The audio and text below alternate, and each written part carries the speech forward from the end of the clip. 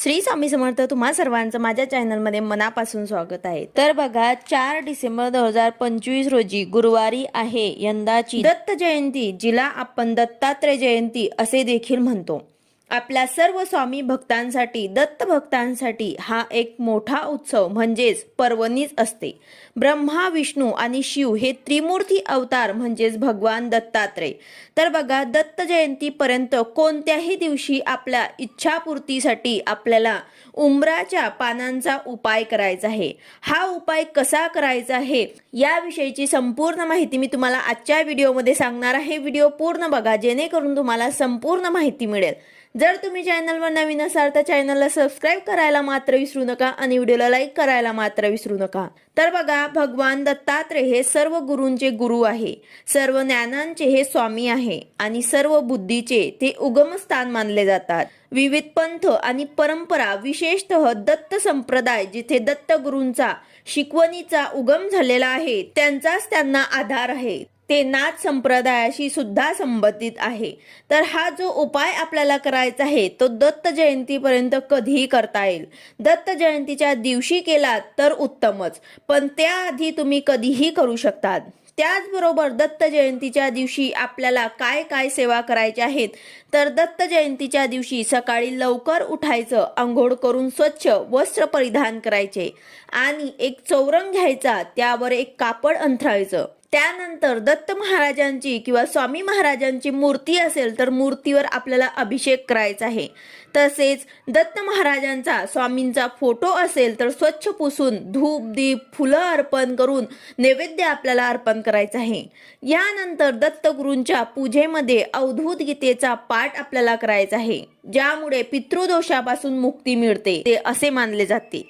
त्याचबरोबर पूजेच्या शेवटी दत्त स्तोत्राचे पठण करावे, यामुळे तुमच्या घरामध्ये असलेली सर्व नकारात्मकता नष्ट होते. एवढे हे प्रभावी स्त्रोत आहे. उपवासाच्या दिवशी सूर्योदयापूर्वी उठून पवित्र स्नान करावे.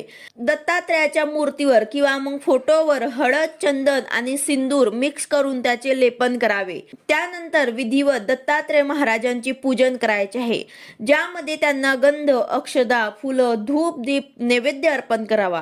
दत्तात्रयांच्या बाळ रूपाची पूजा करावी. यांच्या मंत्रांचे पठण करावे. मंत्र कोणता आहे तर दिगंबरा दिगंबरा श्रीपाद वल्लभ दिगंबरा या मंत्राचे जास्तीत जास्त पठण करावे आणि जीवनमुक्त गीता आणि अवधूत गीतेचा श्लोक वाचावे. उपवासाच्या शेवटी आरती करावी. अशी ही दत्तात्रयांची साधी सेवा दत्त जयंतीच्या दिवशी करायची आहे. यानंतर उंबराच्या झाडाच्या पानांचा उपाय आपल्याला कसा करायचा आहे तर बघा, जयंतीपर्यंत कोणत्याही दिवशी तुम्ही हा उपाय करू शकतात. तुमच्या कठीणातील कठीण इच्छेच्या पूर्तीसाठी तुम्हाला हा उपाय करायचा आहे. तर बघा, या उपायासाठी आपल्याला उंबराचं पान लागणार आहे. एकच पान आपल्याला लागणार आहे. तर आपल्या घराच्या जवळपास एखादं उंबराचं झाड असेल तर तिथून तुम्हाला हे पान आणायचं आहे आणि हे पान आणत असताना आपल्याला व्यवस्थित आणायचं आहे. म्हणजेच काय तर किडलेलं, फाटलेलं किंवा तुटलेलं हे असं पान आपल्याला आणायचं नाही आहे. छान पान आपल्याला आणायचं आहे आणि त्यानंतर ते पान आपल्याला घरी आणल्यानंतर स्वच्छ धुवायचं आहे. घरामध्ये जर गंगाजल असेल तर त्याने आपल्याला स्वच्छ धुवून घ्यायचं आहे, पुसून घ्यायचं आहे. नंतर पाण्याने आपल्याला स्वच्छ धुवायचं आहे. आता हा उपाय जो आपल्याला करायचा आहे तो देवघरासमोर बसून आपल्याला करायचा आहे. तर हा उपाय करण्यापूर्वी तुमच्या देवघरातील देवांची पूजा करून घ्यायची आहे. तिथे एक दिवा आपल्याला प्रज्वलित करायचा आहे, धूप आपल्याला लावून घ्यायचा आहे आणि हा उपाय करण्यासाठी आपल्याला शुद्ध गाईच्या तुपाचा एक दिवा प्रज्वलित करायचा आहे. शुद्ध गाईचं तूप नसेल तर तुम्ही म्हशीचं तूप सुद्धा वापरू शकतात. त्यामध्ये तुम्हाला फुलवात किंवा जोडवात घालू शकतात. तर दत्त जयंतीपर्यंत तुम्ही हा उपाय कधीही दिवसभरामध्ये करू शकतात. फक्त 12 ते 12:30 ही वेळ सोडून आपल्याला हा उपाय करायचा आहे, कारण ही वेळ जी असते ते दत्त महाराजांच्या भिक्षेची वेळ असते. तर यानंतर हे पान एका तामणामध्ये आपल्याला घ्यायचं आहे. देठ आपल्याला देवांकडे करायचं आहे. अशा प्रकारे आपल्याला एका तांब्यामध्ये हे पान ठेवायचं आहे आणि त्यानंतर एक चिमूटभर हळद, त्यामध्ये थोडंसं कच्चं दूध असं आपल्याला एक मिश्रण तयार करायचं आहे. आणि जेव्हा आपण हे पान तोडून आणणार तेव्हाच आपल्याला उंबराची एक फांदी सुद्धा आणायची आहे. उंबराच्या काडीनेच आपल्याला हे पानावर ते हळदी आणि कच्चं दूध जे आपण मिश्रण केलेलं आहे ते भिजवून आपल्याला यावरती आपली इच्छा लिहायची आहे। त्यासाठी आपल्याला एक काडी किंवा उंबराची एक फांदी थोडीशी आणायची आहे। हे फांदीनेच आपल्याला जे हळद आणि कच्चं दूध आपण मिश्रण केलेलं आहे त्याने आपल्याला या पानावरती आपली इच्छा लिहायची आहे। जसं की तुमची इच्छा असेल धन प्राप्तीसाठी तर त्या पानावरती तुम्हाला लिहायचं आहे धन प्राप्ती होऊ दे असं लिहायचं आहे, किंवा मग कर्ज किंवा मग आर्थिक समस्या असेल, संतान प्राप्ती असेल, अशी कुठलीही इच्छा एका शब्दामध्ये तुम्हाला त्या पानावरती लिहायची आहे।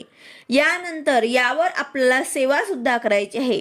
तर हे पान आपल्याला तामणात तसेच ठेवायचं आहे आणि आपल्याला एक माळ श्री स्वामी समर्थ या मंत्राची जप करायची आहे आणि एक माळ दिगंबरा दिगंबरा श्रीपाद वल्लभ दिगंबरा या मंत्राची जप करायची आहे। त्याचबरोबर दत्त महाराजांना तुमची जे काही इच्छा आहे, जे काही मनोकामना आहे ते बोलून तुम्हाला प्रार्थना करायची आहे। कारण उंबराच्या झाडाखाली साक्षात दत्त महाराजांचा वास असतो, म्हणून आपल्याला उंबराच्या झाडाच्या पानांवरती हे उपाय करायचा आहे।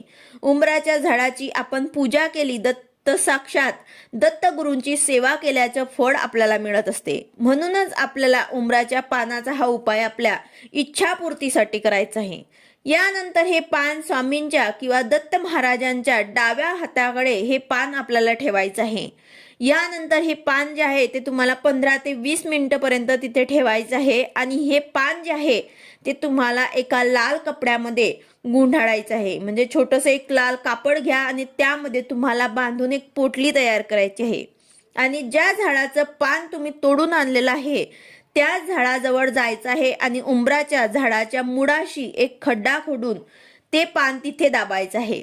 तर अशा प्रकारे तुम्हाला हा उपाय करायचा आहे। दत्त जयंतीपर्यंत कोणत्याही दिवशी तुम्ही हा उपाय करू शकतात।